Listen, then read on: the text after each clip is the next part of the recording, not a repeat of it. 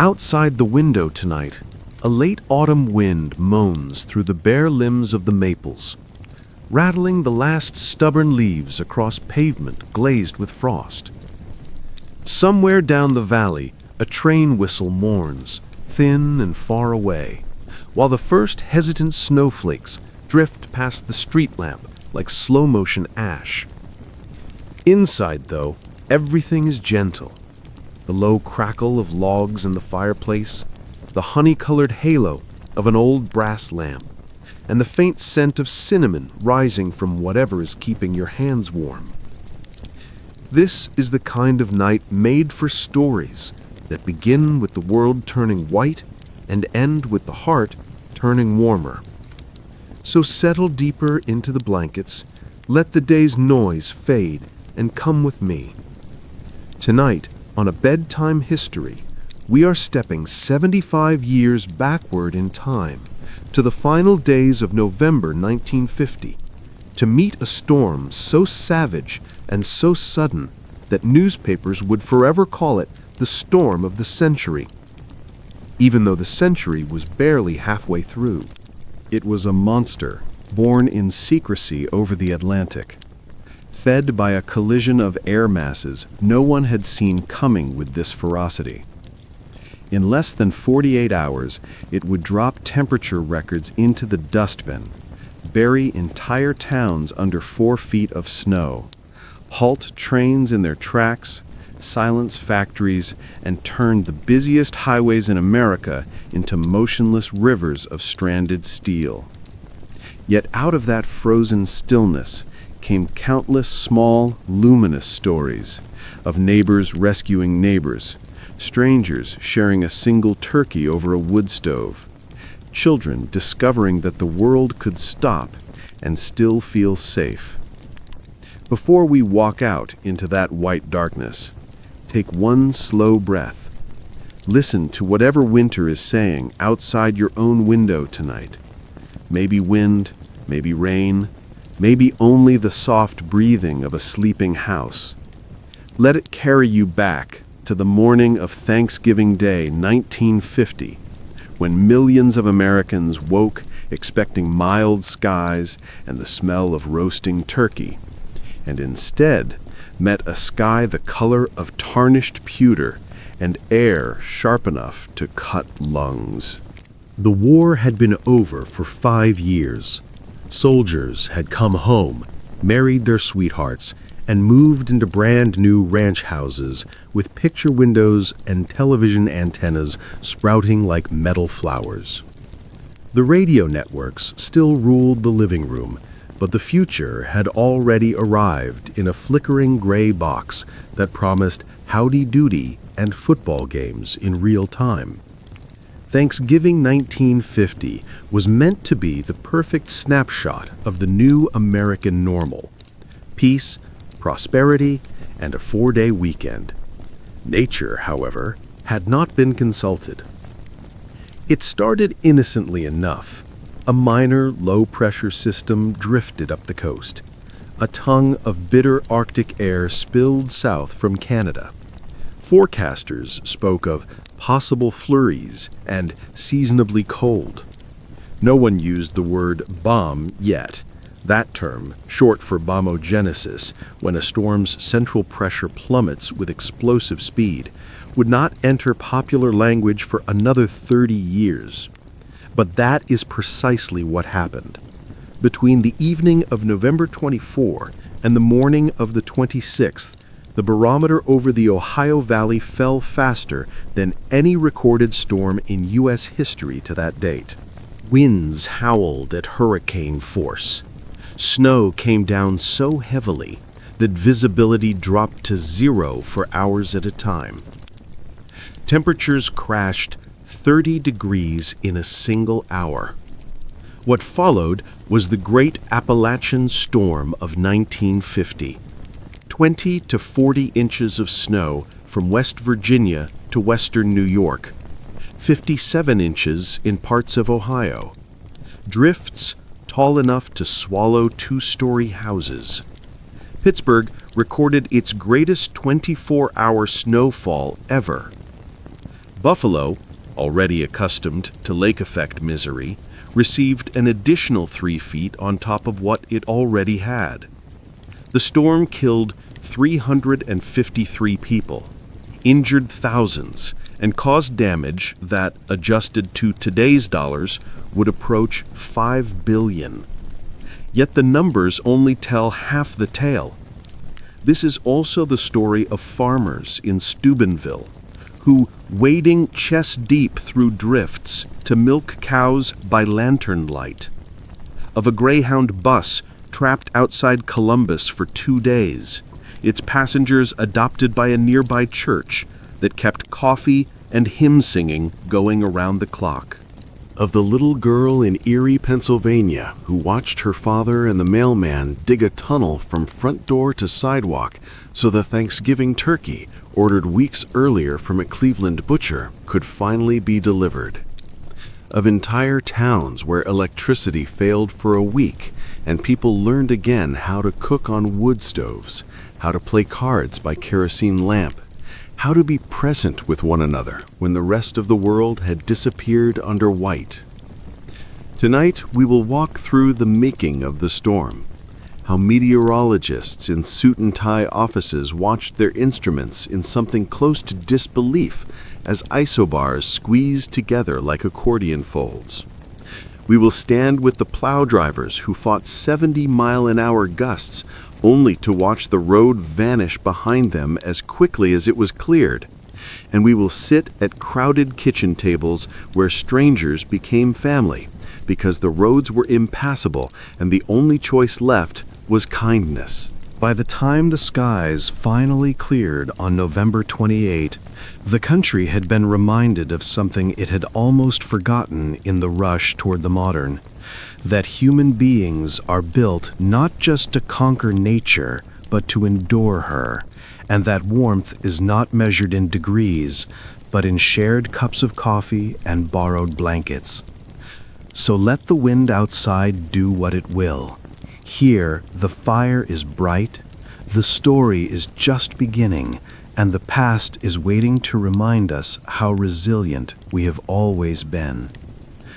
You're listening to A Bedtime History. If these quiet journeys through time help you find a little peace at the end of the day, please subscribe wherever you listen. The next story is already waiting. And if you feel like it, tell us in the comments where you're curled up tonight. Attic bedroom in Montreal, desert apartment in Tucson, rainy cottage in Cork.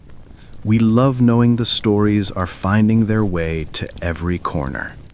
Now, draw the quilt a little closer and let's step together into that long ago Thanksgiving, when the snow fell without mercy and the people rose to meet it with something even stronger. The war was 5 years in the rearview mirror, yet its absence still felt like a gift every single morning.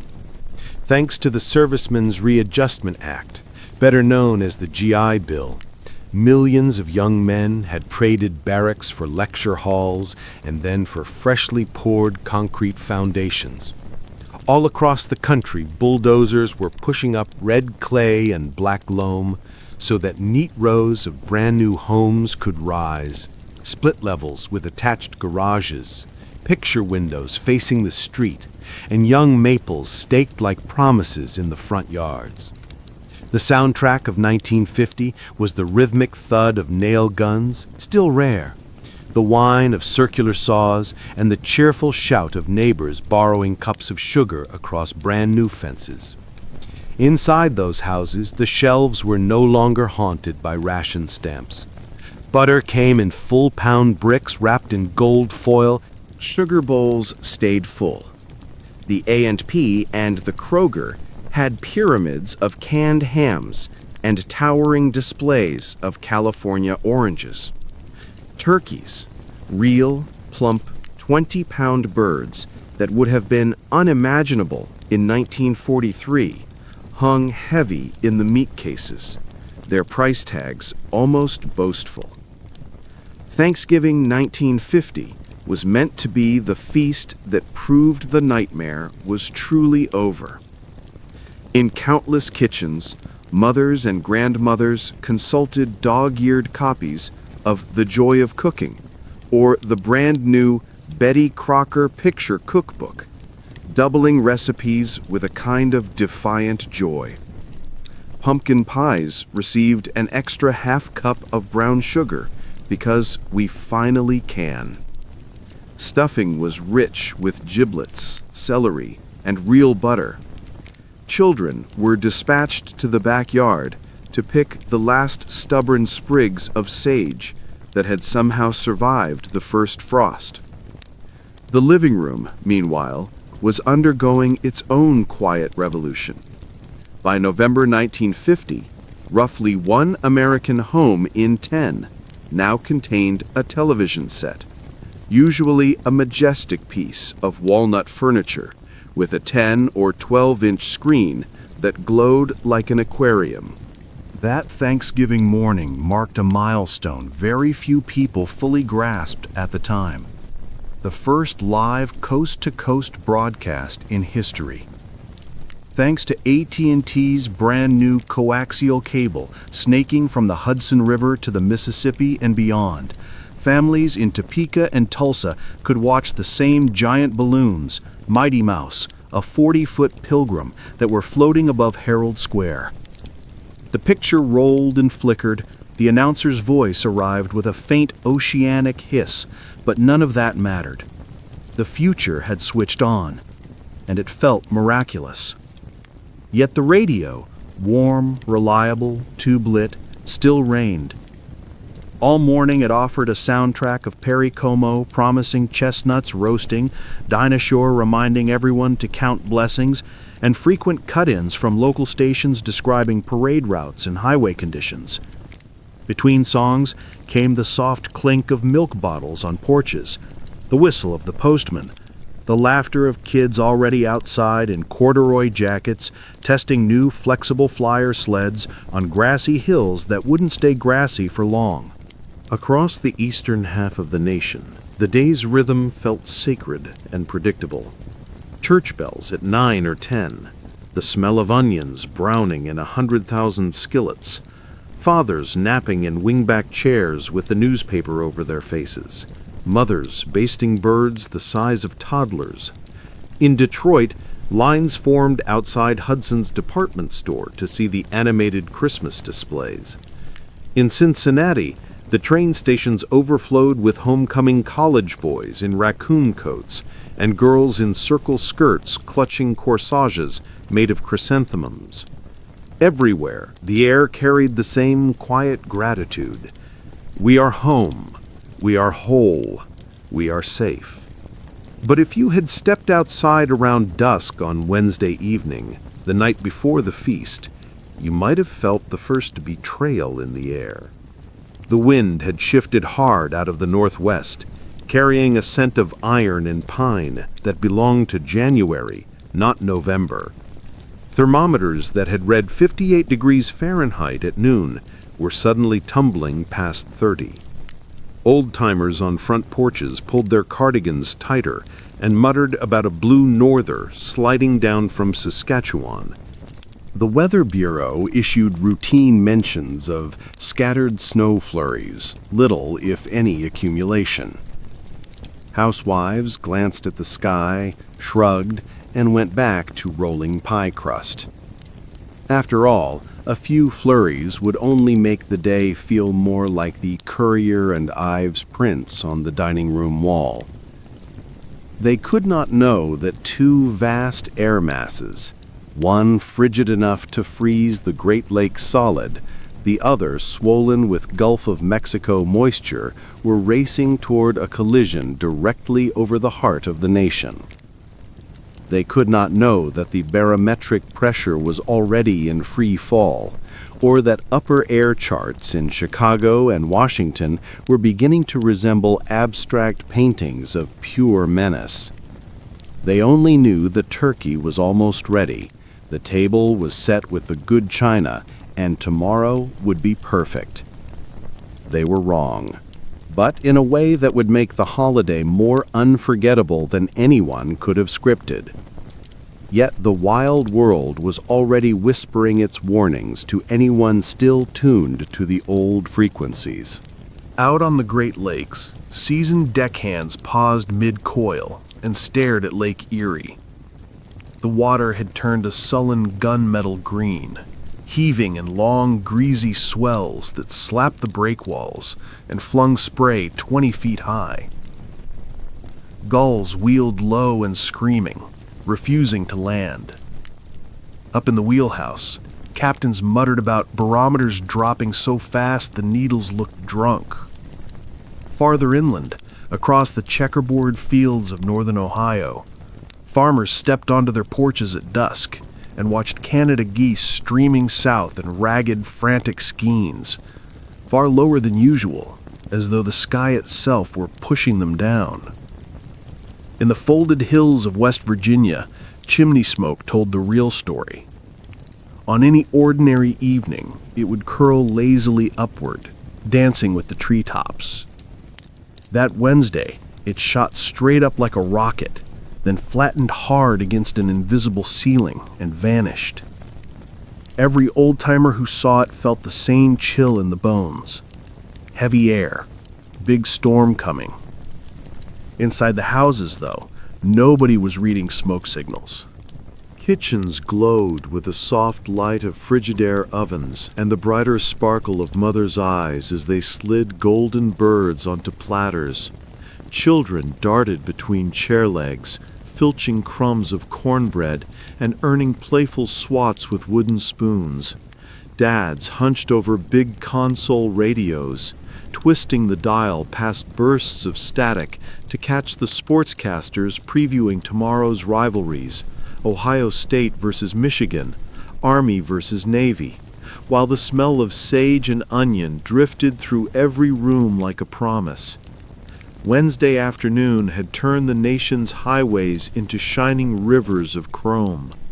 Gas was 27 cents a gallon, and every family with a week-old Plymouth or a gleaming new Chevrolet was on the move.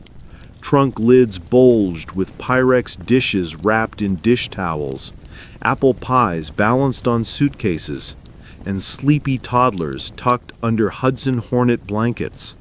Greyhound buses thundered past, their silver flanks streaked with mud, every seat filled with sailors in peacoats headed home for their first peacetime Thanksgiving.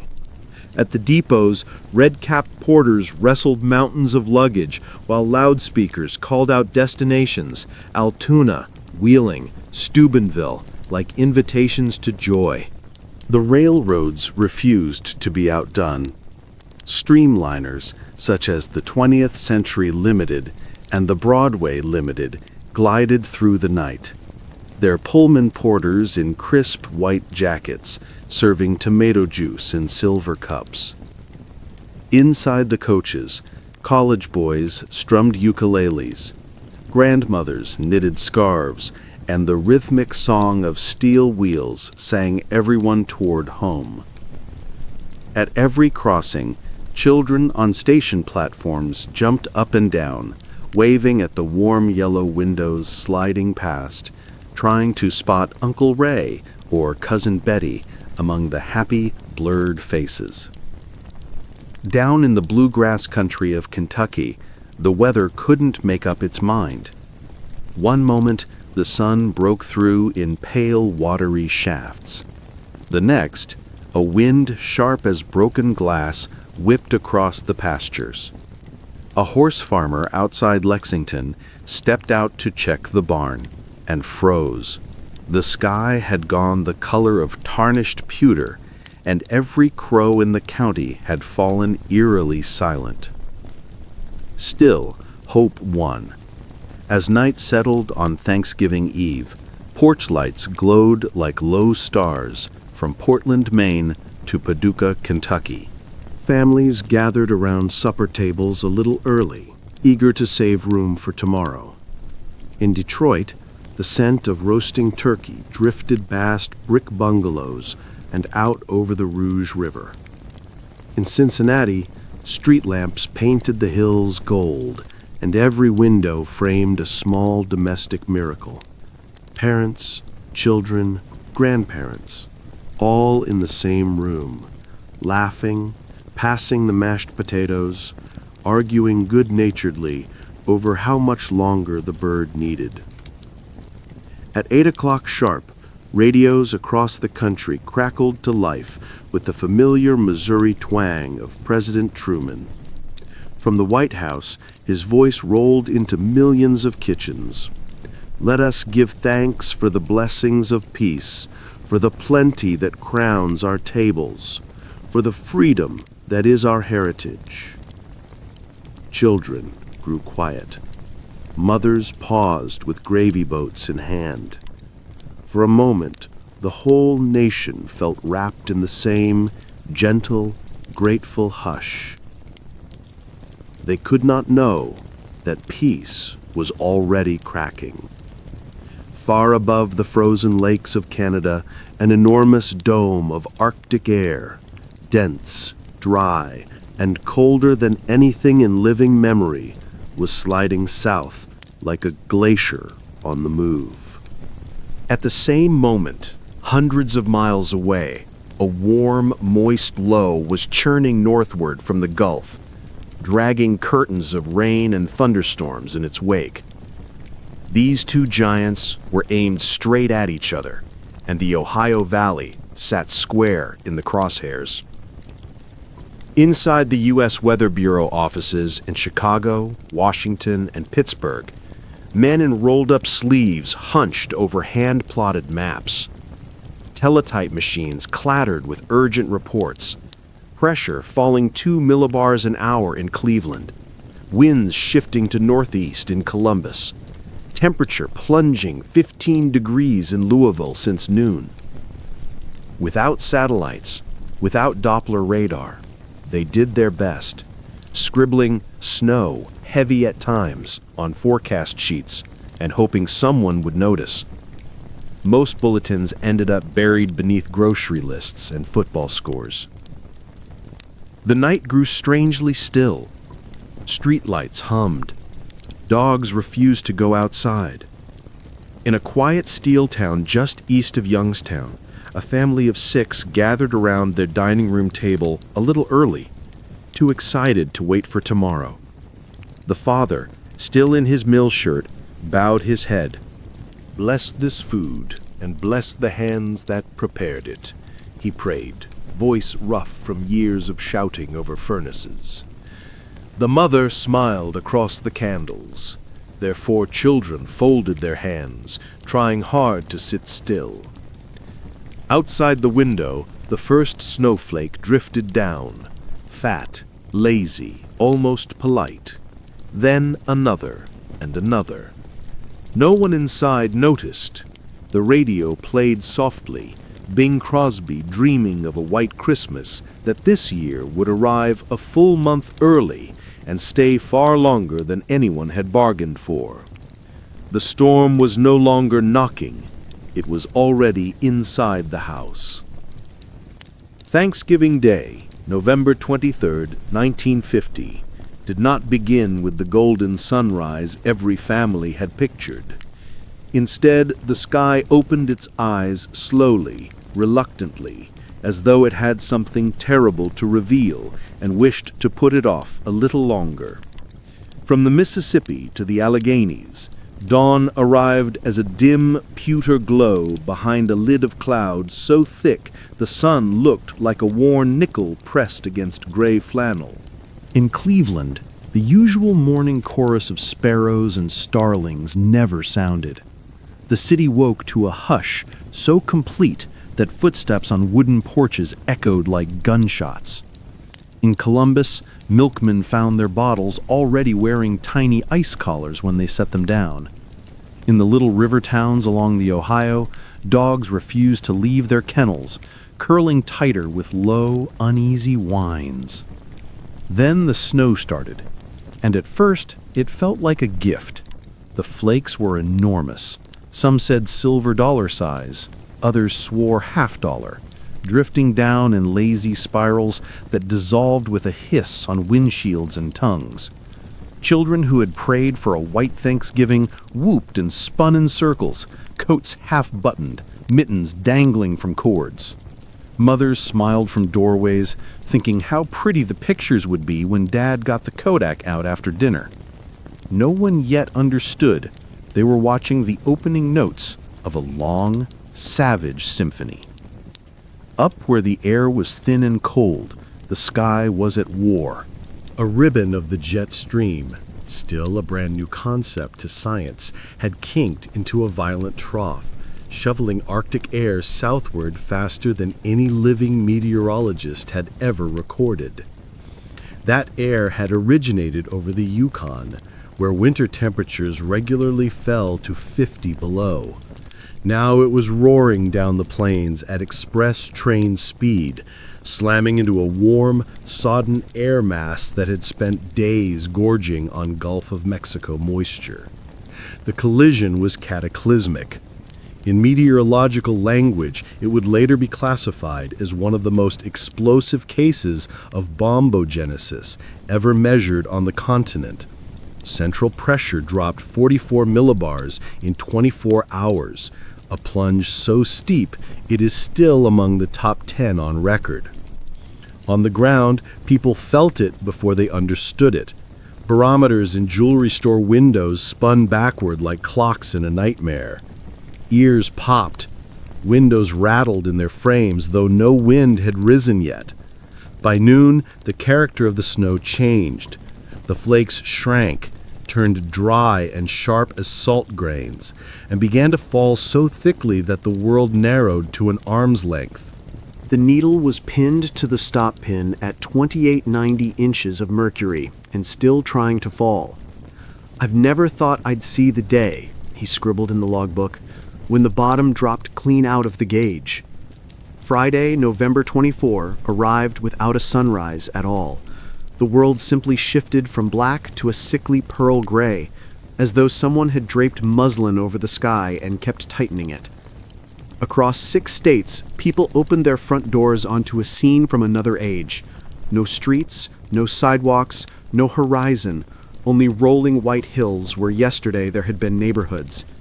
Drifts, 15, 20, 30 feet high, leaned against houses like frozen ocean waves caught mid-crash.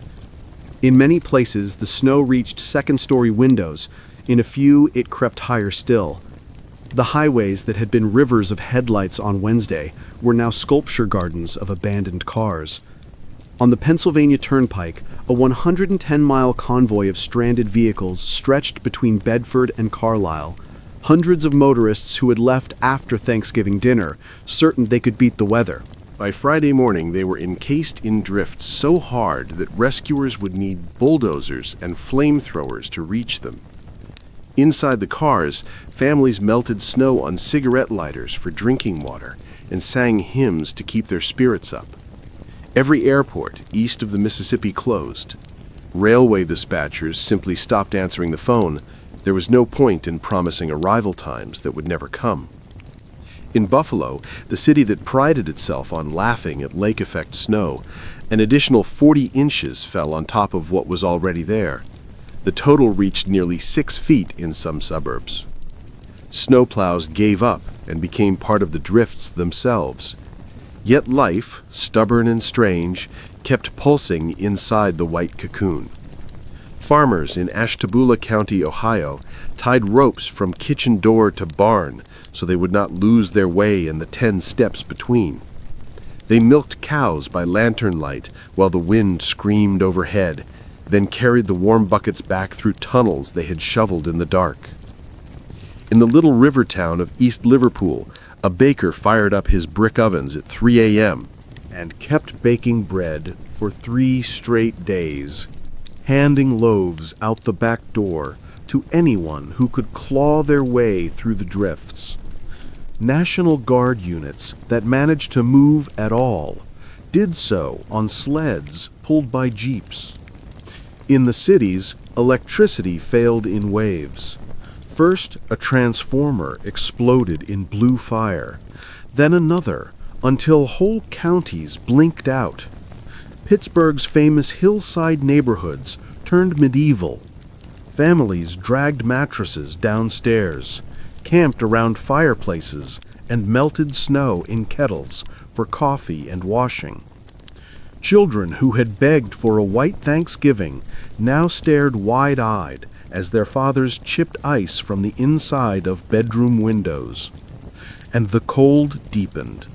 Not the honest, bracing cold of a normal winter day, but a dry, searing cold that slipped inside collars and found every gap in a house. In Youngstown, the official low was -8 F, but the wind chill was estimated at -40 F, or worse. Exposed metal burned skin on contact. Car batteries froze solid and split their cases. The air itself seemed to crystallize.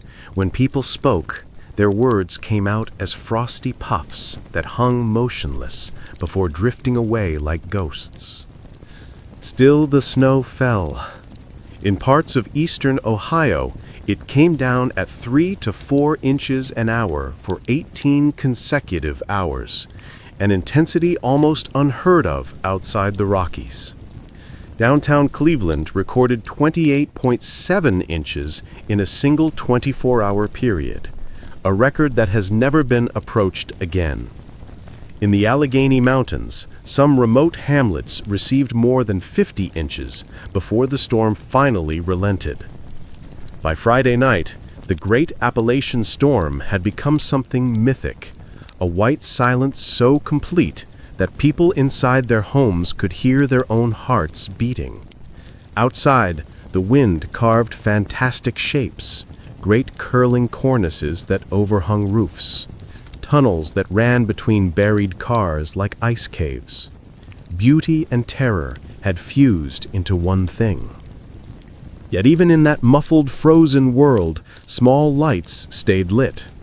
Neighbors dug tunnels from house to house so the elderly would not be alone. Teenagers on skis delivered insulin and baby formula. A priest in Wheeling heard confessions through a second-story window because the church doors were buried. Strangers who had been trapped together in school gymnasiums for 2 days parted with handshakes that felt like brotherhood. The storm had tried to erase civilization with cold and weight and darkness. Instead, it revealed what civilization was actually made of. Saturday would come, and Sunday, and eventually the plows and the sun.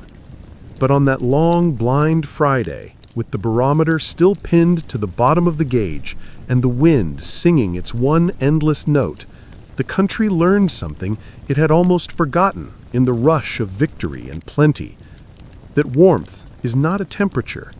It is the hand you reach for when the lights go out and the snow keeps falling. And they did, again and again, until the white darkness finally gave way.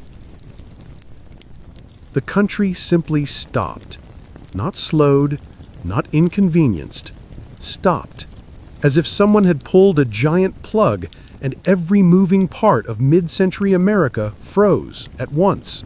Cars didn't stall, they became ingots. Radiators split with loud cracks as antifreeze turned to green slush, then to stone. Gasoline in the tanks thickened to syrup. A man in Akron turned the key of his nearly new Kaiser on Saturday morning and heard nothing at all, not even a click, just the brittle pop of a battery case shattering in the cold. Thousands of engines would never turn over again. Junkyards would do record business the following spring. Cities that normally roared went mute. Cleveland's public square, usually a clanging crossroads of streetcars and delivery trucks, became a white desert, broken only by the lonely moan of wind threading between skyscrapers. The big streetcars on Euclid Avenue sat where they had died, overhead wires sagging under sleeves of ice 2 inches thick. Their motormen had long since walked away, leaving the cars to the storm like beached whales. Even the steel mills, those roaring dragons that never slept, banked their furnaces for the first time since the war. Youngstown, Sheet and Tube, Republic, Carnegie, Illinois, all of them went dark. Smokestacks that normally painted the sky rust red stood cold and silent, their catwalks glazed with frozen condensation. The men who ran the open hearths couldn't reach the plants if they wanted to. The gates were buried under drifts taller than the guard shacks. Then the lake effect machine switched on. Once the primary storm passed, the northwesterly winds found the still unfrozen waters of Lake Erie and went berserk. Warm lake air rose, slammed into the Arctic knife overhead, and condensed instantly into snow so dense it looked like airborne salt. Narrow bands of blizzard, some only a mile wide, marched ashore and stayed there, dumping 3, 4, 5 inches an hour for days. Erie, Pennsylvania recorded bursts of 7 inches in a single hour. Cleveland's eastern suburbs received an additional 30 inches on top of the 30 they already had. Snow didn't fall so much as it was fired horizontally, scouring paint off houses and piling into ramps that reached second-floor bedrooms. In Pittsburgh, the hills became enemy territory. Every incline turned into a luge run of ice. The famous Duquesne Incline stopped halfway up and stayed there, its cars dangling like ornaments in the storm. Roofs designed for coal smoke and summer rain now carried 2, 3, even 4 feet of wet, compacted snow. All over the city came the gunshot crack of rafters giving way, followed seconds later by the deeper, sickening thud of collapse. Telephone poles snapped in perfect 60-foot sections and fell across streets. The city's beloved Christmas displays in Kaufman's windows stayed dark. There was no one on the sidewalks to see them anyway. Out in the countryside, the erasure was total. A farmer near Chardon, Ohio, stepped off his back porch and sank to his armpits. He had to crawl back to the house on hands and knees. Fence lines disappeared so completely that cattle wandered onto state routes without knowing it. In one photographed incident outside Meadville, Pennsylvania, only the very tips of a rural mailbox's red flag and the cross on a church steeple showed above the drifts. Everything else had been edited out of existence. The railroads, pride of the industrial age, surrendered. The Pennsylvania Railroad's main line between Pittsburgh and Cleveland became a 150-mile parking lot of steam locomotives frozen fast. Engineers lit fires under fireboxes just to keep water in the boilers from turning to ice and splitting the castings. Inside marooned Pullmans, porters served cold turkey sandwiches on silver platters because the dining car stoves had gone out, then passed blankets and quiet jokes down the aisles. A conductor on the Spirit of St. Louis later remembered a car full of strangers singing Over the River and Through the Wood at 2 a.m., their breath rising in silver clouds under the tiny blue night lights. On the highways, the scene was grimmer. The Ohio Turnpike did not yet exist, so every mile of US 422, US 22, and US 6 was a ribbon of buried steel. Cars sat in silent rows half a mile long, their occupants gone, having abandoned them for the faint glow of a farmhouse window or the red neon of a truck stop still running on generator power. National Guardsmen on weasels, little tracked vehicles left over from Normandy, became the only things moving. They carried insulin, blood plasma, and coal, 1 bucket at a time. Inside the makeshift shelters, something gentle happened. In a school gymnasium in Ashtabula, 200 stranded travelers pooled the contents of their Thanksgiving coolers: cold turkey, cranberry relish, 7 kinds of pie. Someone found a phonograph and played Bing Crosby's new Silver Bells until the spring wound down. In a Lutheran church basement outside Erie, a truck driver and a college girl took turns reading aloud from a water-stained Bible while snow hissed against the stained glass windows. In a roadside diner on Route 20, the owner kept the griddle hot with kerosene and refused every offer of money. "You're eating tonight because I'm eating tonight. We'll settle up when the roads open, if any of us remember what money looks like." The storm had stripped the century of its noise and chrome and speed, and in the sudden quiet, people rediscovered older, slower ways of being human. They shared cigarettes, shared stories, shared body heat under donated quilts. Doctors made house calls on snowshoes. Teenagers who had never shoveled more than a sidewalk cleared paths between entire blocks so the elderly could reach the one working telephone in town. And still the snow came, soft as mercy, heavy as judgment, until the land looked like the surface of the moon wearing a wedding dress. By Saturday night, the storm began to loosen its grip, but the cold tightened. Temperatures fell into the single digits and kept going, a dry, brittle cold that made metal snap and wood explode. Yet, inside the buried houses, inside the candlelit gyms and church basements and stranded trains, small fires stayed alive, and so did the people tending them. In the great Appalachian storm had tried to write its name across half a continent in ice. Instead, ordinary Americans wrote their names across one another's hearts in warmth that no thermometer could ever measure. In the high, folded country of the Appalachians, the storm stopped pretending to be weather and became something closer to vengeance. West Virginia took the worst of it. The same ridges that usually sheltered the narrow valleys now funneled the wind into screaming white corridors. Gusts topping 90 miles an hour swept down from the Allegheny Plateau, scooping snow from the ridgetops and dumping it into the hollows until the hollows simply filled to the brim and overflowed. Roads that had been carved out of the mountainside with dynamite in the 1920s disappeared so completely that even people born on them could not say where the asphalt had gone. US 219, US 50, the old national road, every artery became rumor. Towns turned into white islands. Morgantown, Clarksburg, Elkins, and Wheeling lost the 20th century overnight. Telephone poles lay in neat rows like fallen soldiers. Power lines, heavy with rime ice the thickness of a man's thigh, snapped with sounds like cannon fire and whipped across the drifts, trailing blue sparks.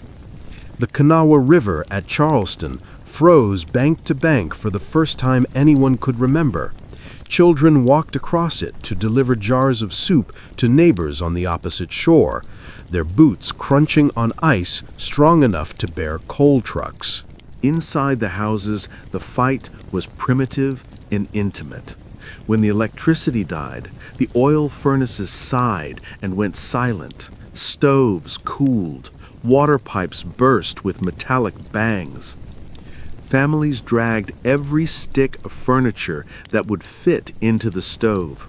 Spindle beds from the attic bedrooms, walnut dining chairs bought in better times, stacks of Look magazines and Sears catalogs. One woman in Rand later admitted to burning her wedding album page by page because the cardboard covers caught the quickest. The smell of scorched varnish and melting varnish filled the valleys like incense from some desperate ritual. Yet the snow muffled everything so perfectly. Survivors still speak of the silence in the same hushed tone they use for churches.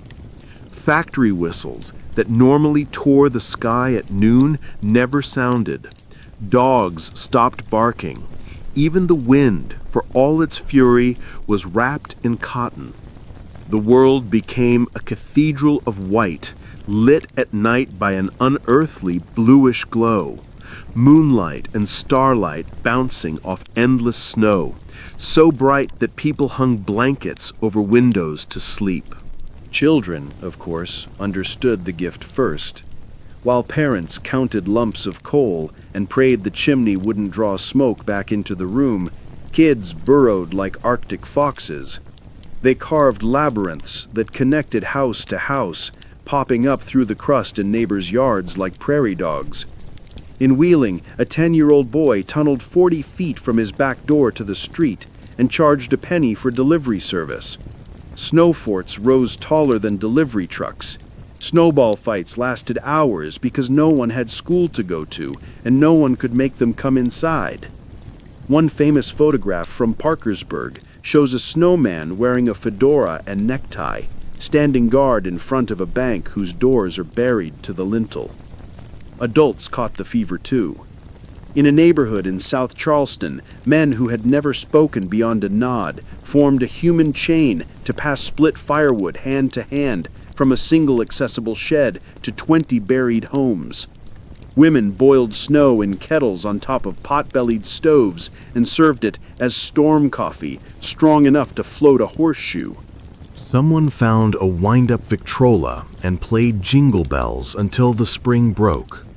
Nobody minded hearing it on repeat, but the cold kept coming, patient and absolute. On the night of November 25, the temperature in Elkins dropped to minus 21 degrees Fahrenheit, still the state's all-time record low for the month. In the high country around Snowshoe, before it was a ski resort and was only wilderness, observers estimated wind chills below minus 70 degrees Fahrenheit. Breath froze into ice beads on eyelashes. Doorknobs burned bare hands.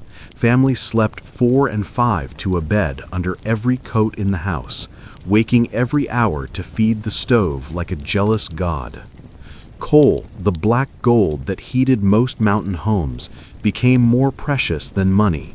Delivery trucks sat useless on the highways, their tanks gelled solid.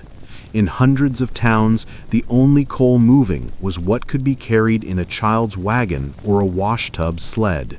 When bins ran empty, people burned Christmas presents still in their boxes, encyclopedias, the legs of pianos. The National Guard rolled in with war surplus M29 Weasels, little orange tracked carriers that looked like bright beetles against the snow. They brought plasma, insulin, and morphine to diabetics stranded in remote hollows. The evacuated women in labor over ridges no ambulance could climb. One crew rescued a family of 7 from a farmhouse whose roof had collapsed under 6 feet of snow. The parents passed the children out through a broken upstairs window into the weasel's open hatch while the father held the sagging ceiling on his shoulders. Through it all, the silence held, broken only by the occasional crack of a tree exploding from frozen sap or the far-off, mournful whistle of a stranded train. By Sunday, the snow finally tapered, but the cold locked in. Rivers that had run free for centuries turned to highways of ice. Children skated where barges usually passed. The landscape looked polished, timeless, as though the mountains had decided to shrug off the clutter of the modern age and start over clean. And in that great hush, something ancient and good stirred. People who had nodded politely across church pews for years now sat shoulder to shoulder, sharing the last slice of pumpkin pie. Old feuds were forgotten over cups of melted snow cocoa. Strangers knocked on doors, offering their last 5 gallons of heating oil, because we've got the upstairs closed off and the kids are warm enough. The storm had taken almost everything modern America bragged about: electricity, automobiles, schedules, certainty.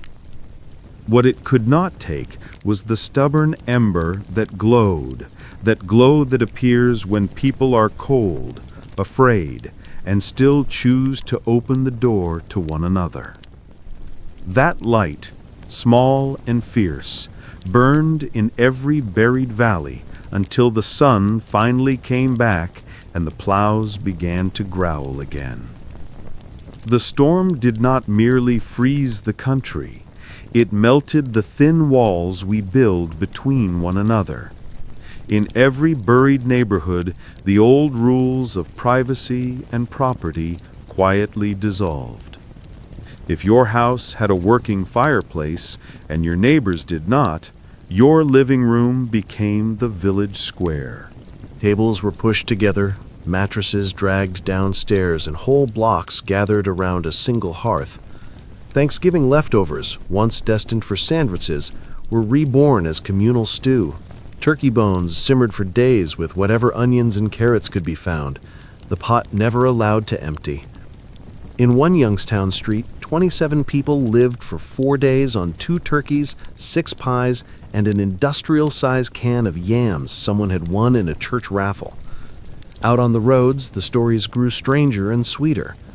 A newlywed couple from Akron spent 31 hours in their stalled DeSoto on Route 8 with nothing but wedding cake and a bottle of champagne they had been taking to the groom's parents.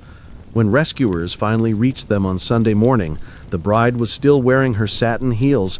The groom toasted the guardsman with the last warm inch of champagne and declared it the best honeymoon imaginable.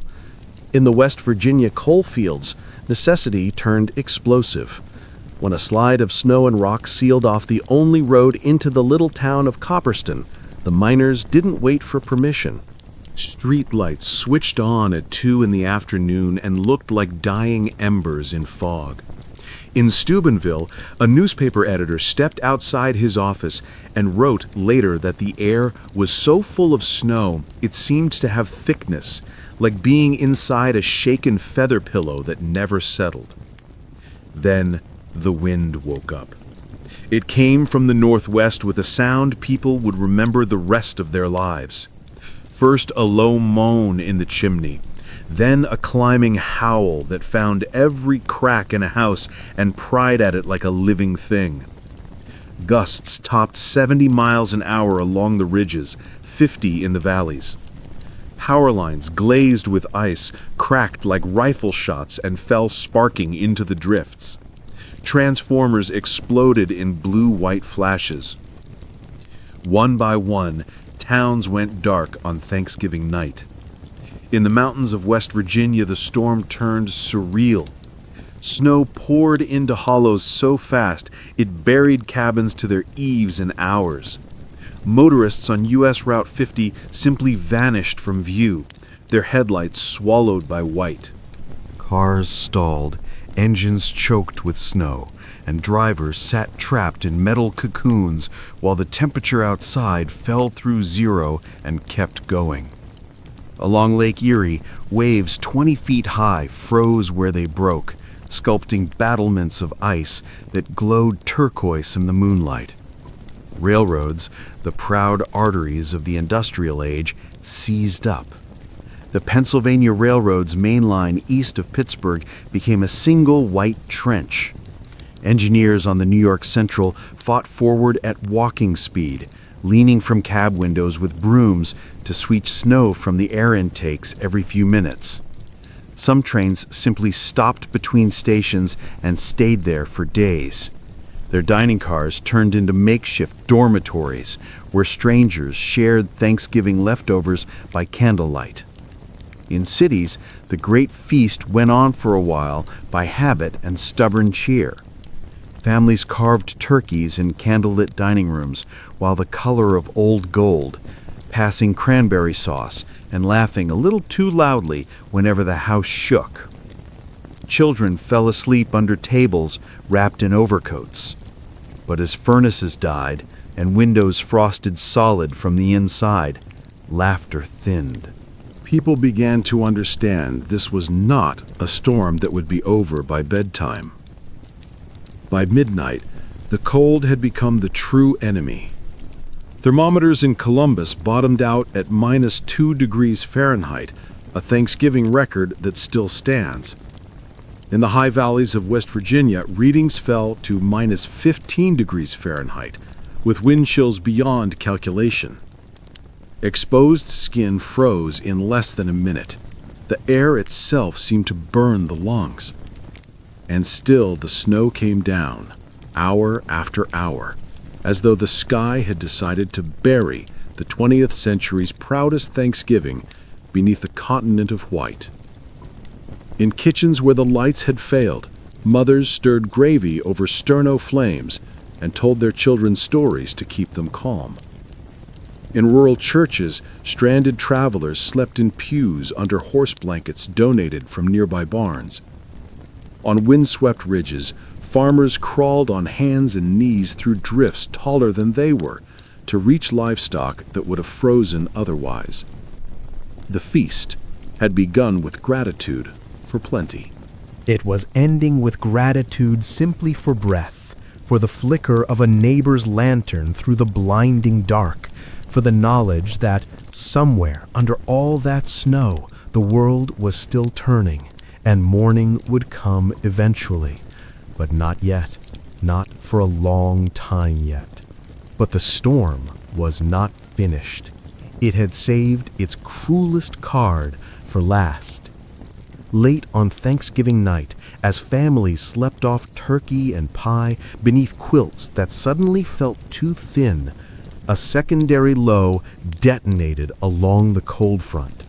Meteorologists would later call it a mesoscale low, or a tight, vicious spin of air that wrapped around the primary cyclone like a boxer clinching after a haymaker.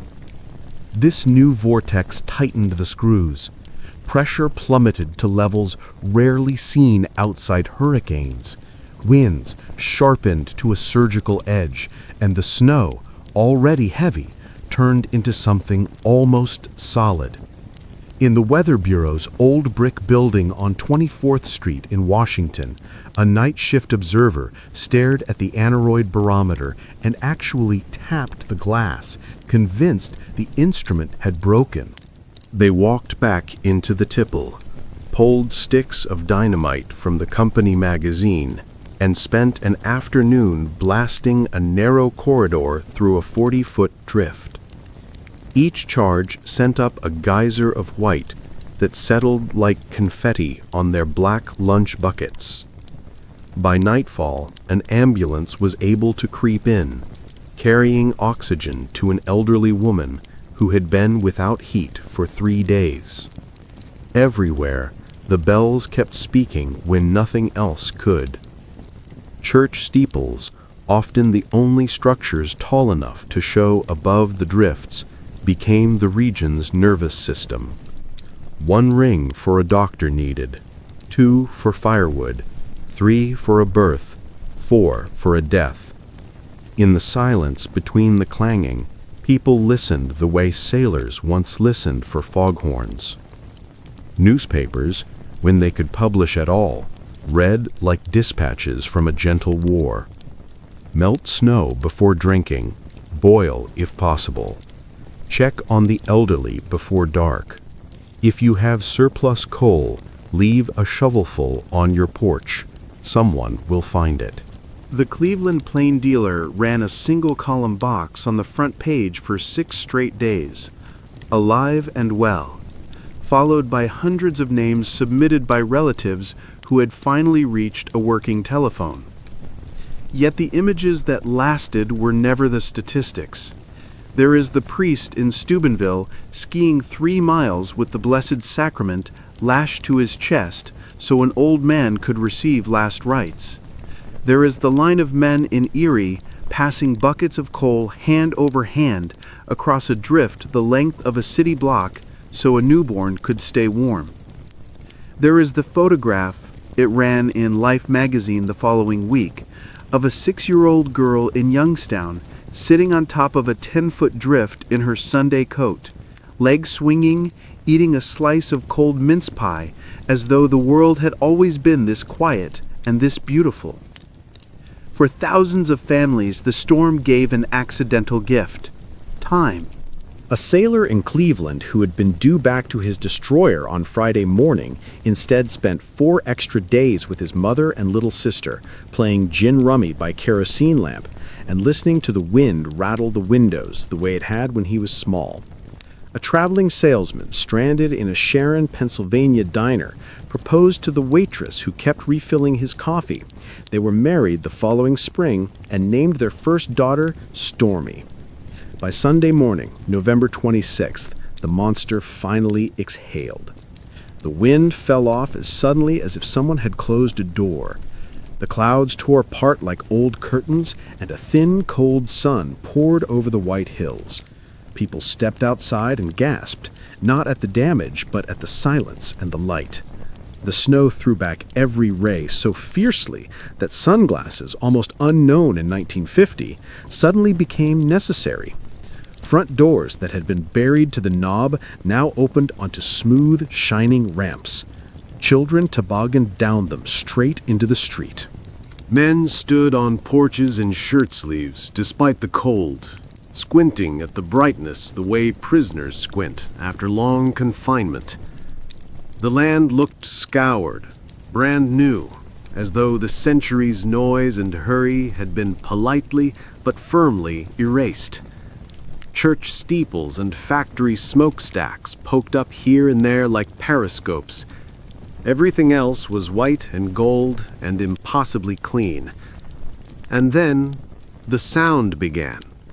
First a single shovel scraping somewhere, then another, then hundreds, then thousands, until the whole buried region rang with the steady, hopeful rhythm of return.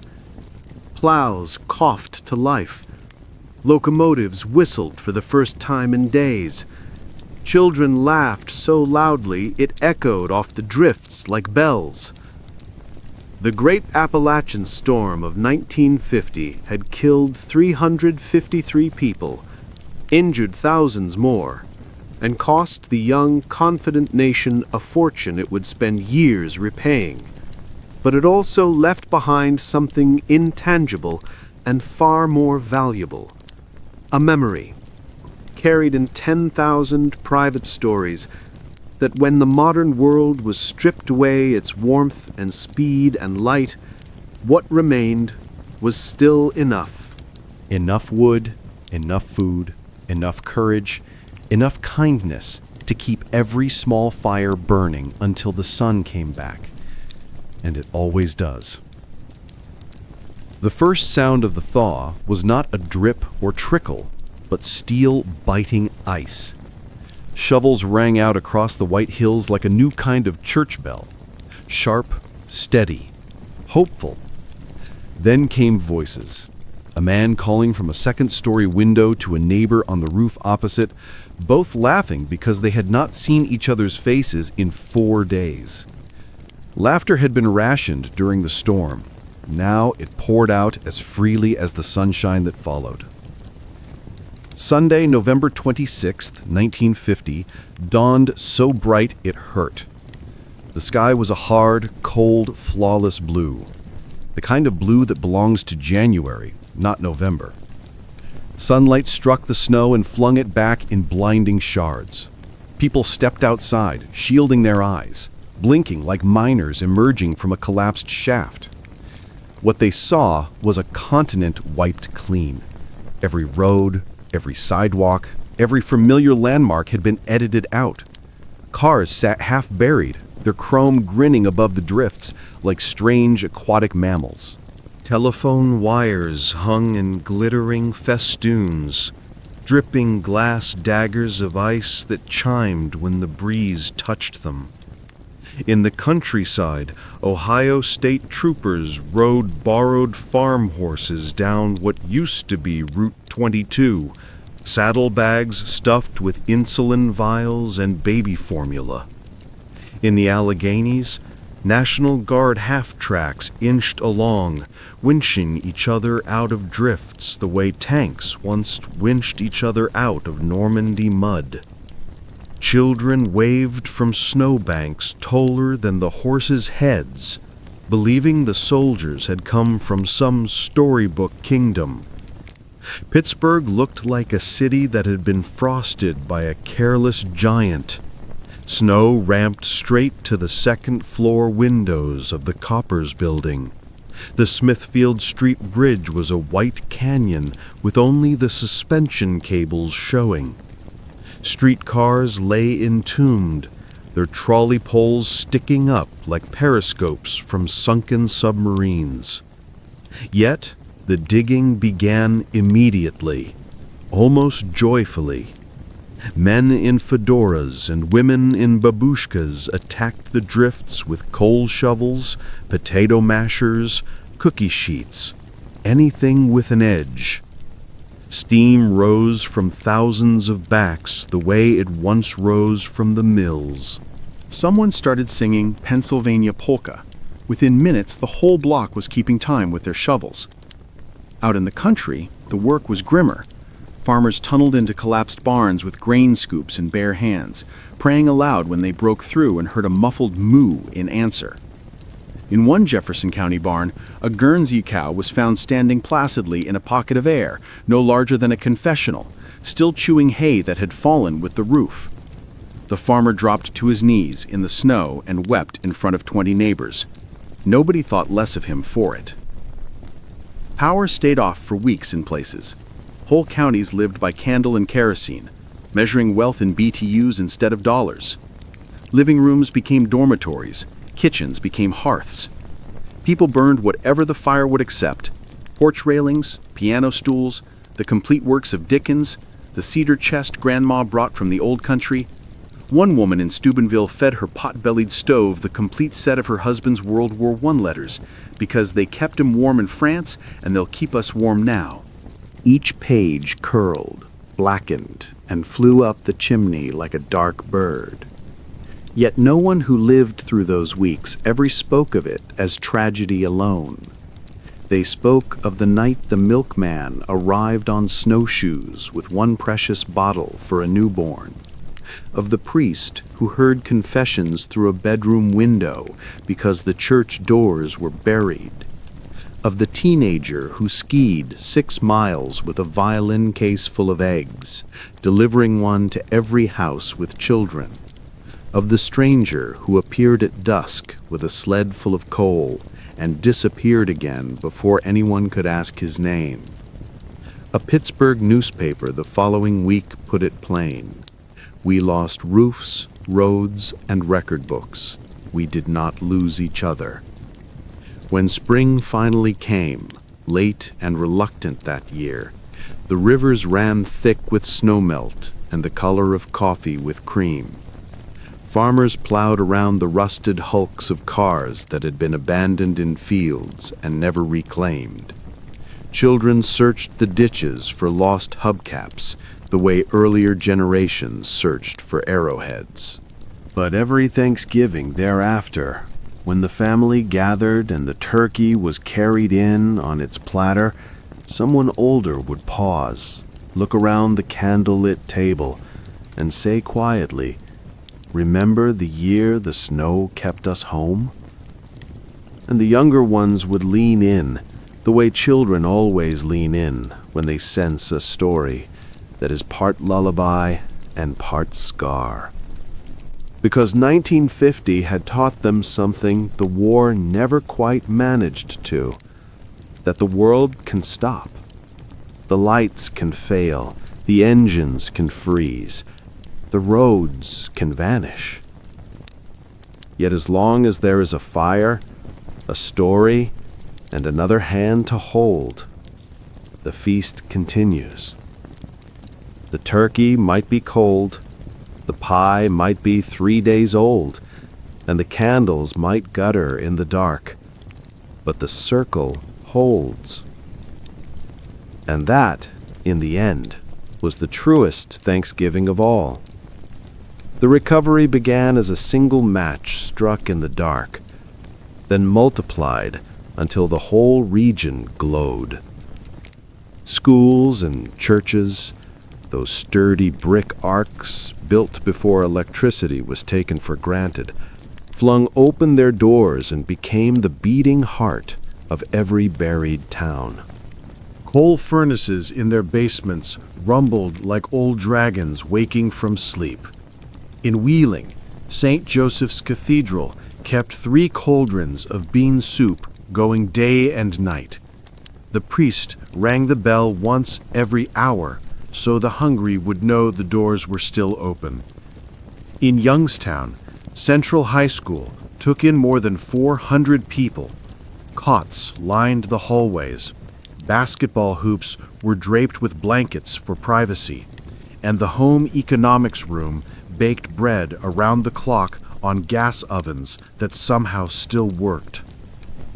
The bells invented their own grammar. 2 slow rings followed by 3 quick meant doctor needed on Maple Street. A single steady peal at noon meant come and eat. People learned the code the way sailors once learned flags. For 7 full days, the temperature never touched freezing. Nights fell to 0 and below. Days barely crawled into the teens. Inside houses, the frost painted the windows with forests of silver ferns so thick that children scratched their initials in them with mittened fingers. Outside, icicles grew into jagged chandeliers that could brain the unwary. Fathers knocked them down with broom handles and listened to them shatter like crystal on the crust. With the power out and the batteries dead, the 20th century simply stepped aside. Families gathered in the one room that still had heat and rediscovered what hands and voices could do. Someone produced a fiddle that hadn't been tuned since Armistice Day. Someone else found a Jew's harp in a junk drawer. Mothers taught daughters the words to songs they thought had been forgotten. I gave my love a cherry, down in the valley, simple gifts. In a parlor on Mahoning Avenue, a retired steelworker played the mandolin while his grandchildren learned to waltz on a floor cleared of rugs. The music floated out through cracked windows and drifted across the drifts, and neighbors 2 blocks away opened their doors to listen. Board games emerged from closets like artifacts from another life. Monopoly sets missing half the houses, decks of cards with corners soft from decades of gin rummy, a battered Ouija board that suddenly seemed less silly when there was nothing else to do. Children fell asleep to the sound of adults laughing at jokes older than they were. Out in the streets, the ledger of commerce was quietly torn up. In Steubenville, Tony Russo unlocked the doors of Russo's Market and told the crowd, "Take what you need. Milk for the babies first, then bread, then whatever keeps a body going. We'll square it when the plows come." No one abused the offer. People took only what their families could carry home through the drifts and left careful notes on the counter. The Millers, 214 South 4th, owe you for 2 loaves and a pound of oleo. In Pittsburgh's Hill District, a corner grocer named Mrs. Goldstein stood on a crate and announced the same policy. By nightfall, her shelves were bare and her heart was full.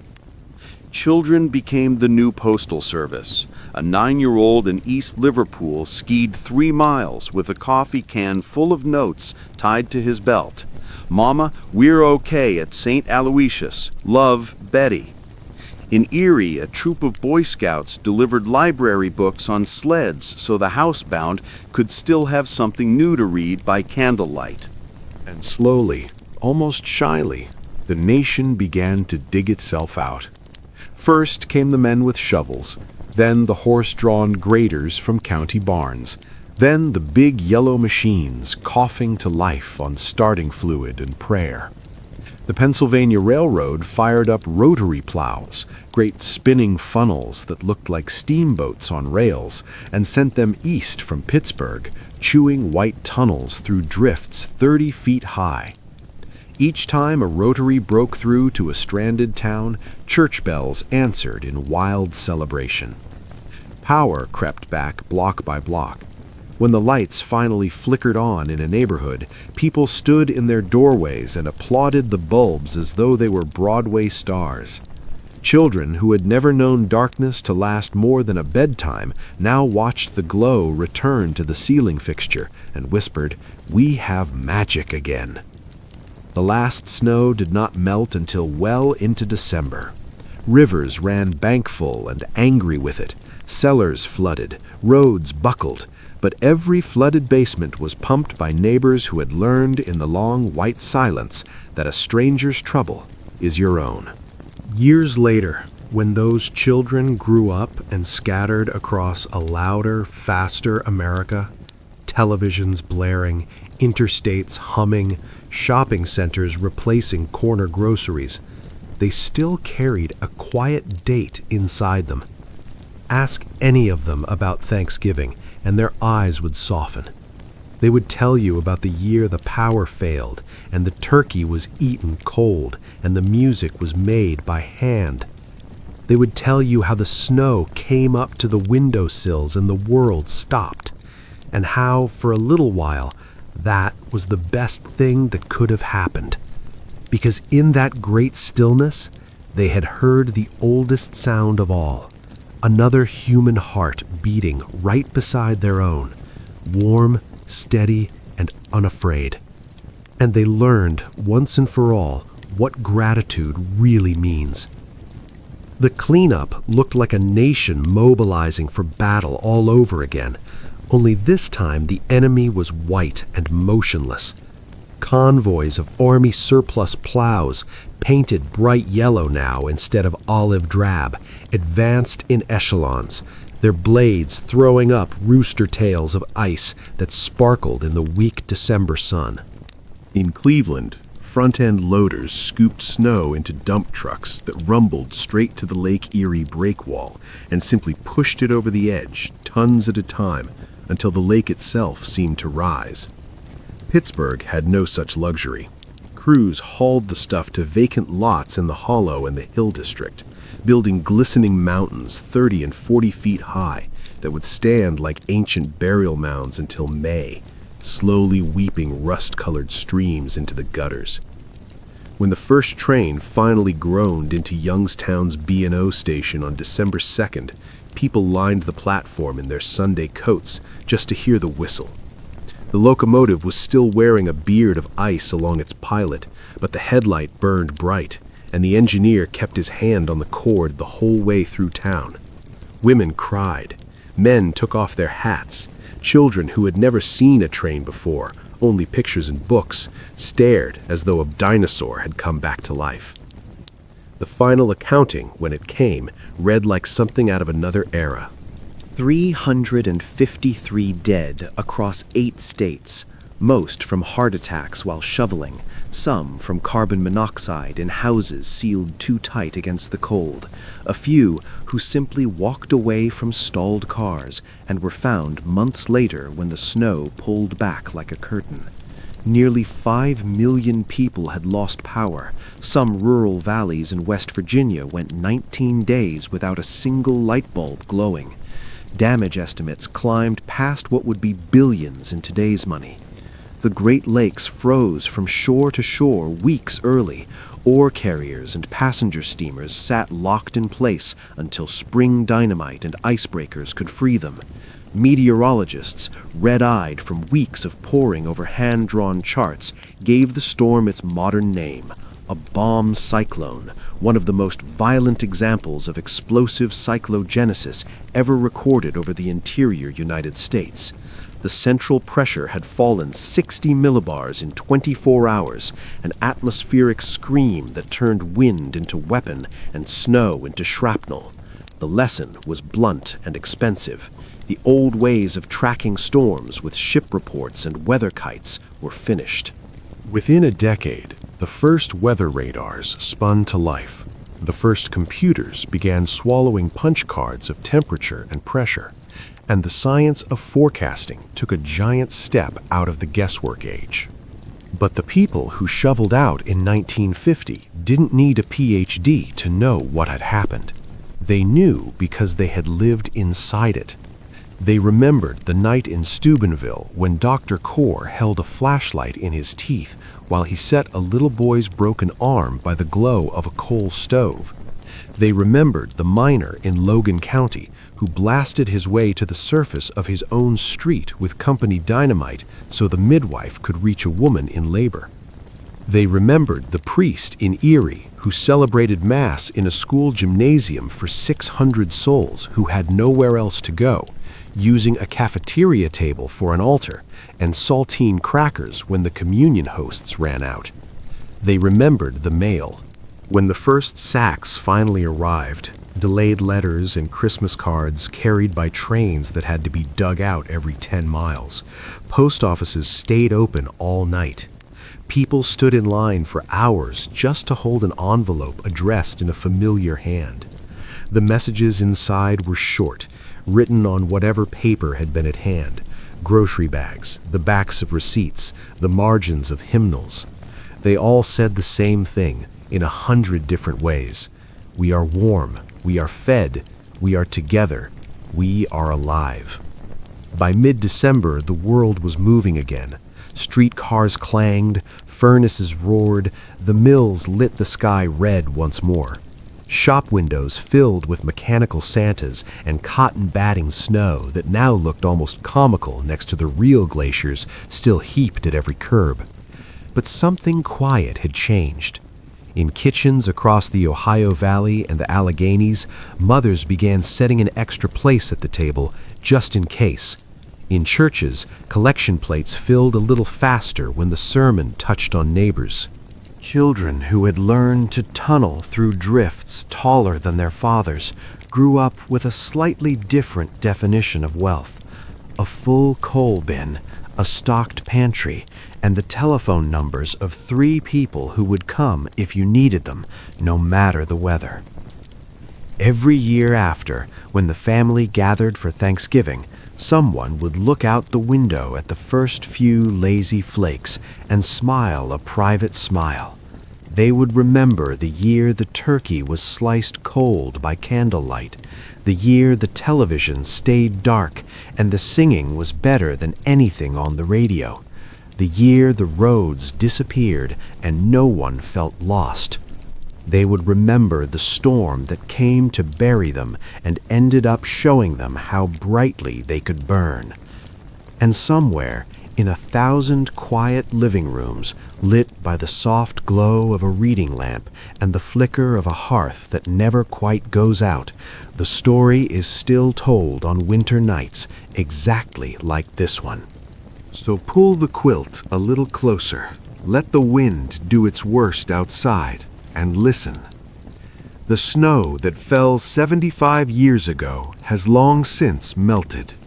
The warmth it revealed is still here. The thaw, when it finally came, was not gentle.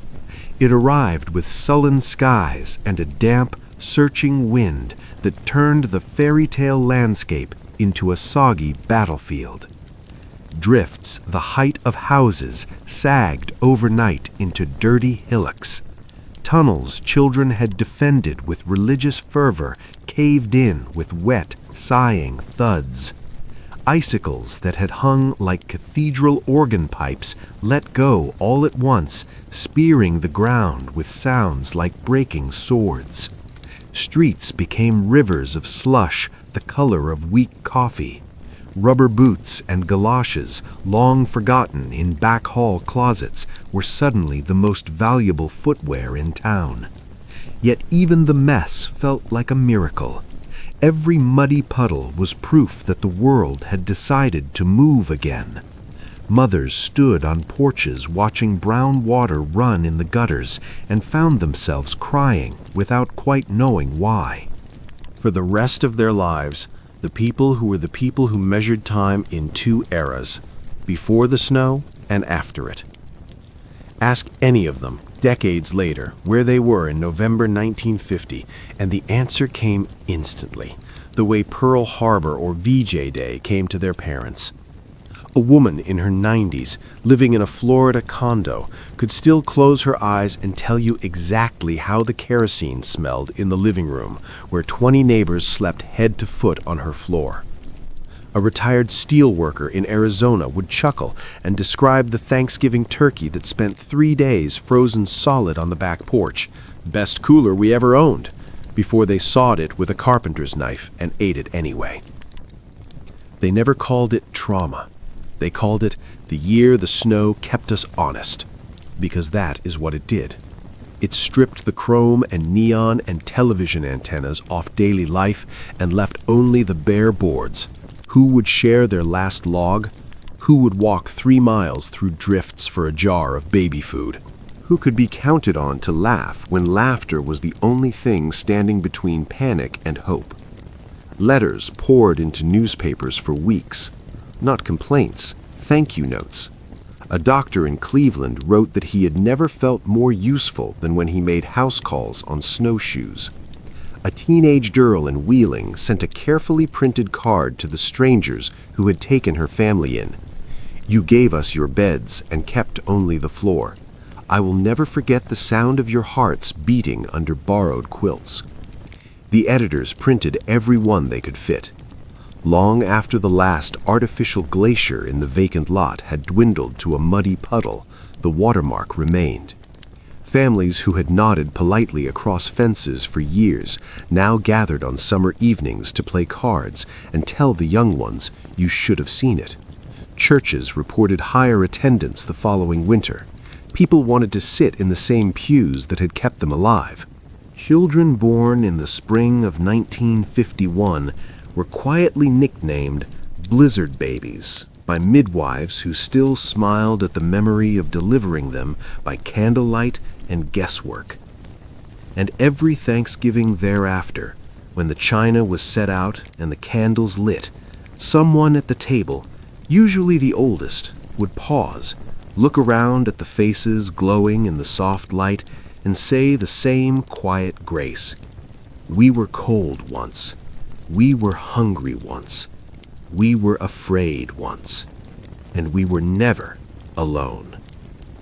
Then the carving knife would flash, the plates would be passed, and the feast would begin, in its small, stubborn, human way, continue the story the snow had started. Outside, the wind might rattle the windows a little, the way it did that night long ago. Inside, the circle would hold, warm and unbreakable, for another year. Because some fires, once kindled, never quite go out. So if, on a night like tonight, the wind is low and mournful through the bare branches, and the first few flakes begin their slow dance past the lamplight, do not be afraid. Close the book, dim the lamp, and listen. Somewhere, 75 years away and close as your own heartbeat, a neighbor is still walking through the dark with a shovel of coal. A child is still tunneling toward morning, and a circle of hands is still keeping the small flame alive. The snow remembers. When the final ledgers were closed, the numbers felt almost small compared to the living memory. 160 lives lost, fathers who shoveled too long, travelers who left their cars one step too late, babies who slipped away in houses where the coal ran out before dawn, 5,000 barns and outbuildings crushed flat, 28 million poultry dead across Ohio and Pennsylvania alone, rail lines broken in 412 places, damage tallied at $70 million in 1950 dollars, roughly $750 million today. The accountants shook their heads and filed the reports. The meteorologists, meanwhile, gave the storm its permanent name, the Great Appalachian Storm of November 1950. In textbooks, it sits beside the Armistice Day blizzard and the superstorm of '93, a textbook-perfect bomb cyclone whose central pressure bottomed out at 28.05 inches of mercury, a reading so low that modern instruments would trigger hurricane-force warnings even if no ocean were in sight. That single number helped drag the old Weather Bureau, kicking and budget-strapped, into the computer age. The first operational weather radar rose in 1957. The first primitive forecasting models ran on vacuum tubes by 1959. Every time a modern warning saves a town from a tornado or a city from a flood, a quiet debt is paid to the storm that buried half the East in white. But the people who were there never needed the numbers. They carried the storm in quieter places, the smell of coal smoke and candle wax, the taste of coffee boiled over a sterno flame, the sound of a neighbor's shovel scraping at dawn so the widow next door could reach her porch.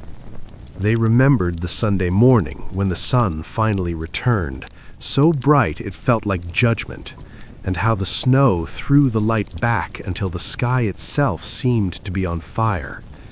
They remembered stepping outside and hearing, for the first time in a week, a dog bark 3 streets away, and how that ordinary sound made grown men weep. Christmas came late that year, but it came. The same hands that had shoveled coal and melted snow for coffee now strung lights along eaves still dripping with icicles. Trees went up in windows that had been frosted solid only days before. Children who had lived like Arctic explorers suddenly became angels in school pageants, their wings made from wire hangers and tissue paper, their cheeks still red from excitement instead of frostbite. On Christmas Eve, the churches were fuller than anyone could remember. People sang the old carols with a ferocity that startled the ministers. "O Holy Night" had never sounded so much like a battle hymn. When the congregation reached "Fall on Your Knees," half of them already were. And every year after, for the rest of their lives, the survivors told the story the same way. They began with the turkey that froze on the porch and ended with the morning the sun came back. They spoke of strangers who became family overnight, of bells that told you when soup was ready, of music made by hand in the dark. They never lingered on the fear.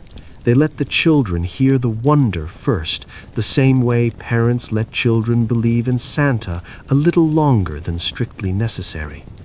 Because the truth was too large for small hearts all at once, that sometimes the world has to stop completely, has to go silent and cold and absolutely still before we remember what actually keeps it turning.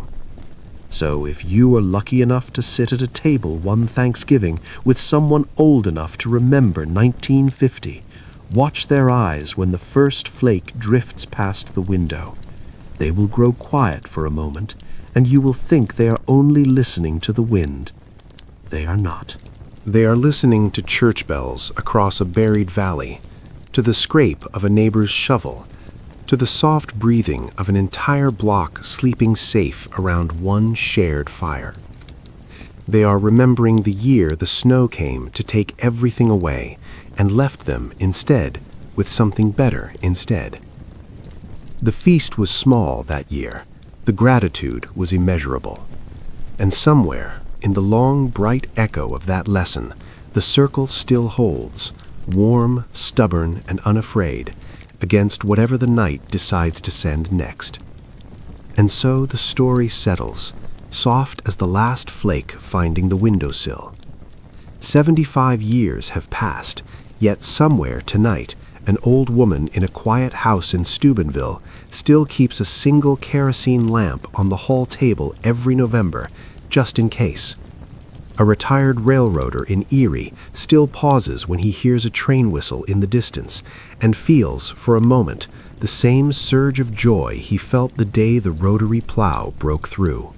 A great-grandfather in the hills of West Virginia still ends grace the same way each Thanksgiving. And Lord, we remember the year you sent the snow to teach us what matters. Amen. They are fewer now, those voices, but the circle they formed in the dark has never broken. It simply widened, taking in children, grandchildren, great-grandchildren, all of us who listen on nights like this, when the wind rattles the pane and the room is warm, and the world outside feels both vast and fragile. They learned in the long white hush of 1950 that gratitude is not the turkey or the trimmings, not the lights or the plenty or the perfect plan. Gratitude is the hand that reaches across the drift with a shovelful of coal. It is the voice that begins to sing when the dark presses closest. It is the quiet, stubborn refusal to let the fire go out. Any fire, hearth fire, heart fire, hope fire. So let the wind rise, let the flakes begin their slow, ancient dance past the lamp glow. We know how the story ends. The storm always passes. The snow always melts. But the warmth we passed from neighbor to neighbor, from stranger to stranger, from one frightened heart to another in the frozen dark of November 1950, that warmth is still moving through the world tonight, hand to hand, generation to generation, candle to candle. Feel it now against your cheek like breath, like memory, like blessing. The drifts may be high, and the night may be long, but the fire is steady, and we are here. For this we give thanks. Good night, traveler. Sleep warm. The storm is over. The story stays.